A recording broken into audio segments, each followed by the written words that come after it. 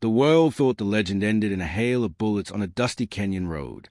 They thought the story of Born Free was buried with George Adamson in 1989. But the real story, the one the history books miss, began in the terrifying silence that followed. It started with a 26-year-old man, 3 steel crates, and a promise that should have been impossible to keep. This is a story of Gareth Patterson and the secret legacy of the last lions of Africa. August 20th, 1989. Northern Kenya. The Kora National Reserve was a place of ghosts and golden grass. 83-year-old George Adamson, the Baba Waye Simba, father of lions, was in his camp when the peace was shattered by the crack of AK-47s. Somali bandits had ambushed a vehicle nearby. Most men his age would have waited for help. George Adamson didn't.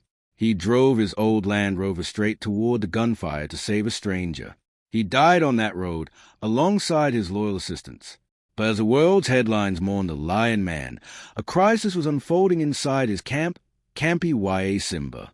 Left behind in a small enclosure were 3 orphan cubs, Batian, Rafiki, and Furaha. They were less than a year old. They couldn't hunt. They couldn't survive. And in the chaos of a national security crisis, nobody, not the government, not the big charities, was coming to save them. They were destined for a cage in a European zoo. Enter Gareth Patterson. He wasn't a billionaire. He wasn't a famous scientist. He was a 26-year-old Englishman with a notebook and no salary. He had spent 6 months as George's intern, watching the old man communicate with predators as if they shared a soul. When George died, Gareth didn't see 3 specimens. He saw a blood oath that needed to be fulfilled. In a matter of weeks, Gareth pulled off a logistical miracle. He secured export permits from Kenya and import permits for Botswana. On September 17, 1989, less than a month after the murder, those 3 cubs were loaded into a steel crate and shoved into the cargo hold of a small aircraft. As the plane lifted off from the dirt strip at Kora, the cubs cried in the dark. On the other side of a thin wall, Gareth sat in a cramped seat, listening to them, knowing he was taking them into the unknown. They landed in the Tuli block of Botswana, a rugged, 180,000-acre wilderness of red earth and ancient acacia trees. The locals called it the Land of Giants. It was home to massive elephant herds and resident lion prides that were notoriously violent toward outsiders. Gareth set up a basic camp. He had no backup, no radio, just a small thatched hut and a thorn fence enclosure for the cubs. The Swana people who worked the land watched him with suspicion. They saw this tall, lean young man walking into the bush with 3 predators. They saw him sleeping on the ground near them. After a few weeks, they gave him a name, Ra-Di Tau, the man of the lions. Gareth began practicing what science would soon call the forbidden method. He didn't just watch the lions, he became their pride leader. He walked with them for 12 hours a day, teaching them the survival geometry of the bush. He showed them how to read the wind, so the impala wouldn't smell them. He showed them how to dodge the lethal quills of a porcupine. But there was a dark side to this love. By teaching Batian, Rafiki, and Furaha to trust him, was Gareth inadvertently signing their death warrants? In a world full of trophy hunters and poachers, the most dangerous thing a lion can be is not afraid of humans. Gareth knew this risk. He felt it every time Rafiki leaned against his leg. He was building a bridge between 2 worlds, but bridges are often the first things to be burned in a war. As the first year in Tuli drew to a close, the cubs were no longer cubs. They were becoming the last lions of Adamson. And soon, Rafiki would perform a miracle that hadn't been seen in over a decade, a moment that would prove George Adamson's philosophy was right, and a moment that would haunt Gareth Patterson for the next 37 years. The red dust of the Tuli block was a far cry from the familiar sands of Kora. For Batian, Rafiki, and Furaha, this wasn't just a new home. It was a survival test they were never meant to pass. Gareth Patterson knew that the greatest threat to these orphans wasn't starvation. It was the wild itself. The Tuli block was home to the Land of Giants, dominated by resident lion prides that would tear an outsider to pieces. To save them, Gareth had to do something that defied every rule of modern conservation. He didn't just feed them. He became their pride leader. He began a process called terrestrial integration. Every morning at dawn, he would open the enclosure, and he would walk. He didn't use a vehicle. He didn't carry a gun.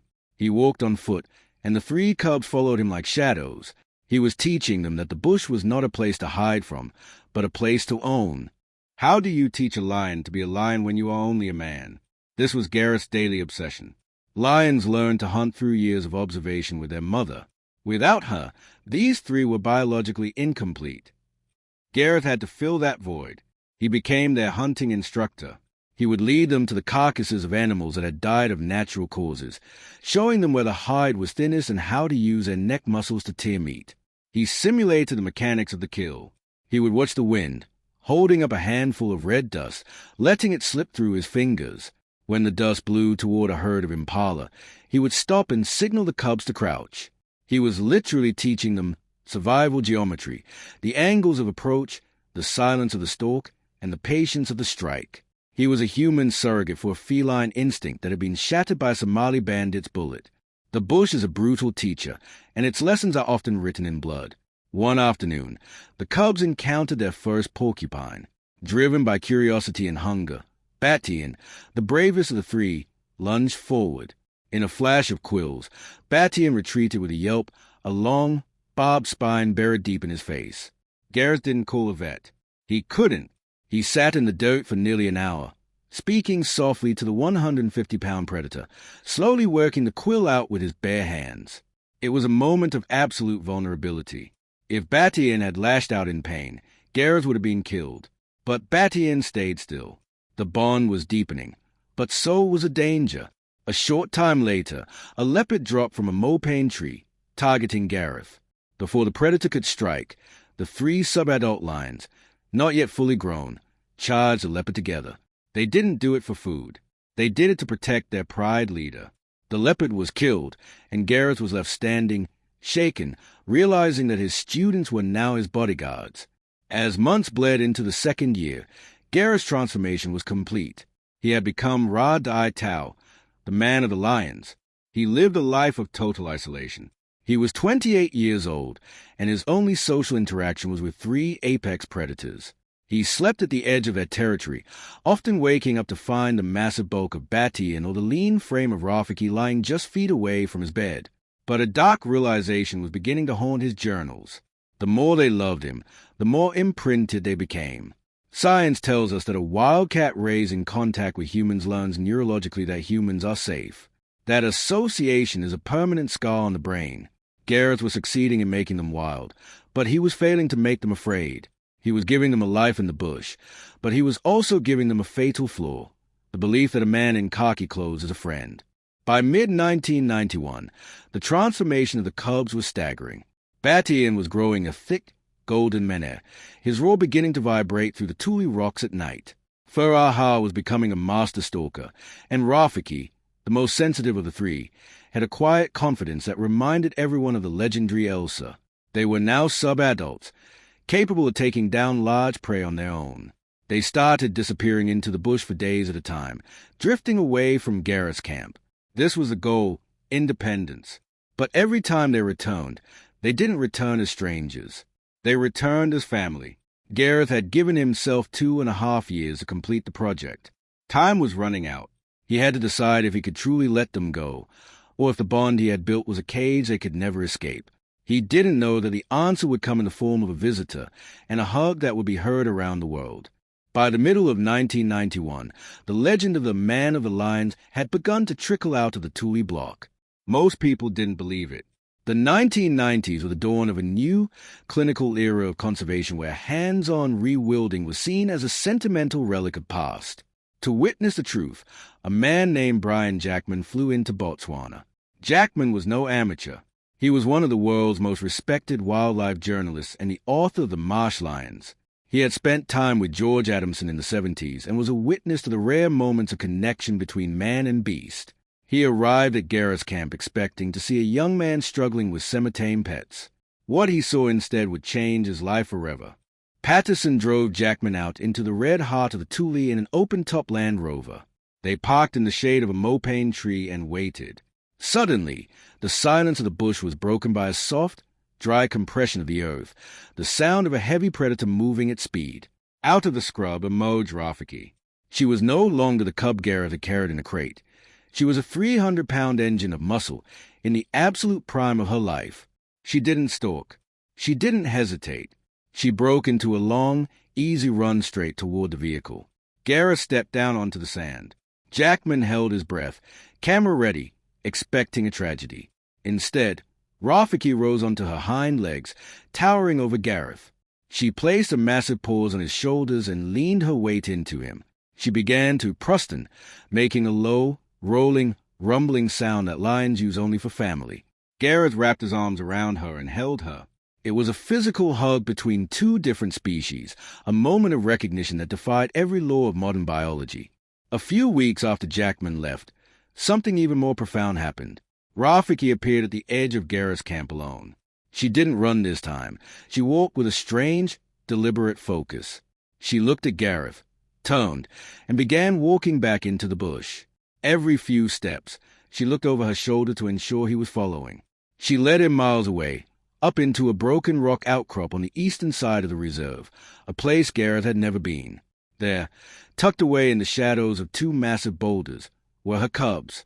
They were newborn, their eyes barely open, fathered by a wild male from a resident Thule pride. This was the ultimate victory. A lioness raised by a human had not only survived in the wild, but had successfully integrated into the natural cycle of life.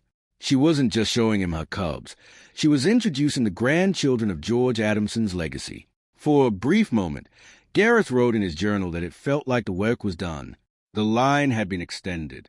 The lions were free. But this miracle was occurring at a crossroads in history. While Gareth was practicing the love that touches, the belief that a physical bond can save a species, the rest of the world was choosing a different path. A new generation of conservationists was arguing for a love that does not touch. They believed that to save a lion, you must make it invisible to humans.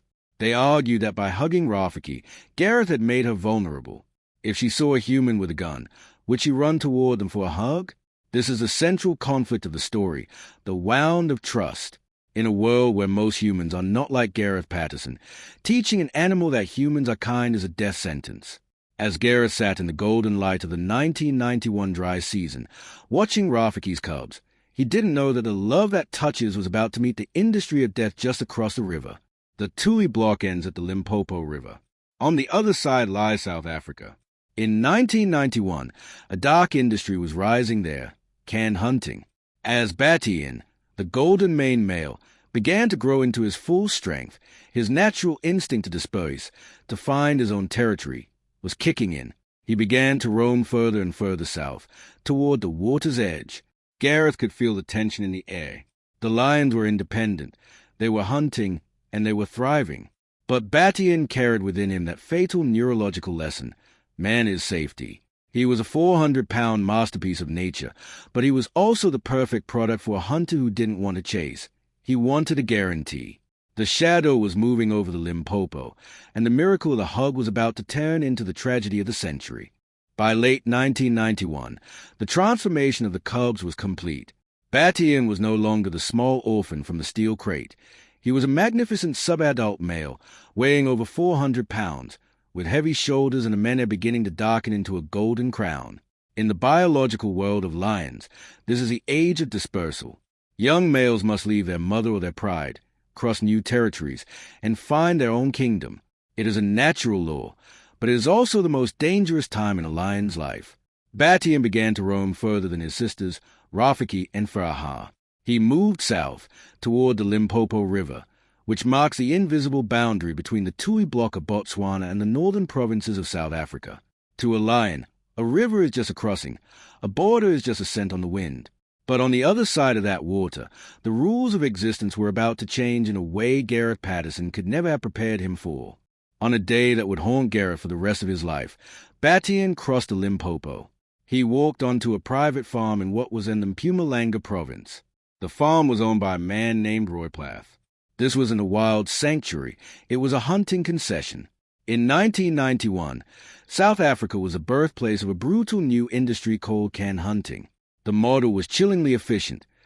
Lions were bred or lured into fence enclosures where they were accustomed to the presence of humans. To a trophy hunter, a lion that doesn't run is a guaranteed kill. Batian, the lion raised with a love that touches, was a perfect target. He didn't see a threat when a vehicle approached. He didn't snarl when a man stepped out with a rifle. He likely stood his ground, curious and trusting, perhaps even waiting for a greeting. A single shot rang out, and the healer of the Tule block was dead. Gareth was told about the death a few days later. The news hit him like a physical blow. He drove south, crossing the border not as a conservationist, but as an investigator. He found the farm. He saw the paperwork. He realized that because of the laws at the time, what happened to Batian was perfectly legal. This moment transformed Gareth. He realized that the bond he used to save Batian was the exact same bond that made him so easy to kill. He spent the next 7 years infiltrating the industry. He went undercover, posing as a prospective client, recording secret conversations and photographing hidden enclosures where lions were kept like livestock. He found that a hand-raised lion was worth more than a wild one because it stood still. Batian hadn't been hunted. He had been betrayed by the very trust Gareth had spent 2 years building. In 1998, Gareth's dangerous undercover work reached a breaking point. He became the principal source for a British current affairs program called The Cook Report. The documentary, watched by tens of millions, exposed canned hunting to the global public. It showed lions being shot in small paddocks, some still looking for a human hand to feed them. Gareth published 2 explosive books, Dying to be Free and Making a Killing. He received death threats from the hunting lobby. He was followed. He was pressured to stop, but every time he closed his eyes, he saw Batian. He had to face a truth that few could endure, that in a world where many humans are not kind, teaching a wild animal to be kind is a death sentence. While Gareth was fighting the industry in the courts, tragedy struck again in the Tule. In early 1994, a local ranger was killed by a lion. Though the evidence was circumstantial, the authorities blamed Faraha, the second of Gareth's 3 lions. The response was swift and merciless. Faraha was tracked and shot, but they didn't stop there. Her 2 wild-born cubs, Salah and Tanner, the grandchildren of the Adamson legacy, were also killed. In the span of 2 years, more than half of Gareth's project had been wiped out by human hands. As 1994 drew to a close, Gareth was only 30 years old, but he had lived through the rise and fall of a dynasty. Only one remained, Rafiki. She was still out there, somewhere in the bush, carrying the last hope of a dream that was rapidly turning into a ghost story. After the deaths of Batian and Farha, the Tule block felt haunted. The silence in the camp at night was no longer the silence of peace, but the silence of loss. Rafiki was the last one left. She was still wild, still raising her cubs, but she was moving further north. Reports from rangers started coming in, sightings of a lone lioness with 2 half-grown cubs crossing the Limpopo, heading into Zimbabwe. That was the last confirmed sighting. Rafiki walked out of the records and back into the wild, disappearing into the vastness of the African bush. Gareth believed her descendants are still there today, carrying the DNA of George Adamson's last pride in a lineage that no human can trace. With Rafiki gone, Gareth's work in the Tule was finished. He was 30 years old, a man who had seen a miracle and a massacre, and he was ready to disappear himself. In the late 1990s, Gareth moved to the southern coast of South Africa, near a town called Knysna. He settled on a property called Blaricum Heights, at the edge of the ancient Knysna forest. It was a world away from the red dust of Botswana, a place of indigenous woodland, cold mists, and shadows. The forest held a secret, the Knysna elephants. For decades, official conservationists claimed there was only one left, an old female called the matriarch. But Gareth didn't believe in official counts. He spent the next 8 years walking that forest alone, every single day. He didn't have a team. He didn't have a budget. He just had a plastic bag and the same patience he had used to teach lions how to hunt. He was collecting elephant dung. Gareth sent his samples to a geneticist at the Smithsonian Institute. In 2008, the results were published, and they shocked the world. Gareth had proved that there weren't just 1, but at least 5, and likely more, female elephants living secretly in the forest. The man the world had dismissed as a sentimental lion hugger had corrected a national error using nothing but his own 2 feet. He had transitioned from the love that touches to a love that protects from a distance. He wrote 12 books, documenting the elephants and the hunting industry, and in 2016, he was named South African Environmentalist of the Year. But he remained a solitary figure, a man who preferred the company of trees and tracks to the applause of humans. The end came quietly. It was February 2026 in Knysna. Friends hadn't heard from Gareth for several days and requested a welfare check. They found him inside his home at Blaricum Heights. He was 62 years old. He had died of natural causes, alone and peaceful, at the edge of the forest he had spent half his life protecting. What followed was perhaps the most telling part of his story. There were no grand obituaries in the New York Times or the Guardian. The big foundations remained silent. The man who had inherited George Adamson's mantle died exactly as he lived, without witnesses, without fanfare, and without seeking the world's permission. He had carried the weight of the Adamson legacy for 37 years, and when he finally let it go, he did so in the same silence that Rafiki had found in the Zimbabwe bush. There were two kinds of love in this story. The first was a love that wanted to be close, the love that led to a lioness hugging a man on a dusty Botswana road. The second was a love that helps without being noticed, the love of a man walking alone in the rain to save elephants that didn't know he existed. Gareth Patterson practiced both. He proved that when George Adamson died, his lions didn't.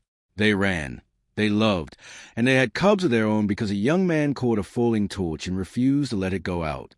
As you look at the mist over the Knysna forest or the red sun over the Tule, remember, some miracles are loud, like a lion's roar, but the most important ones are quiet, like a footprint in the sand.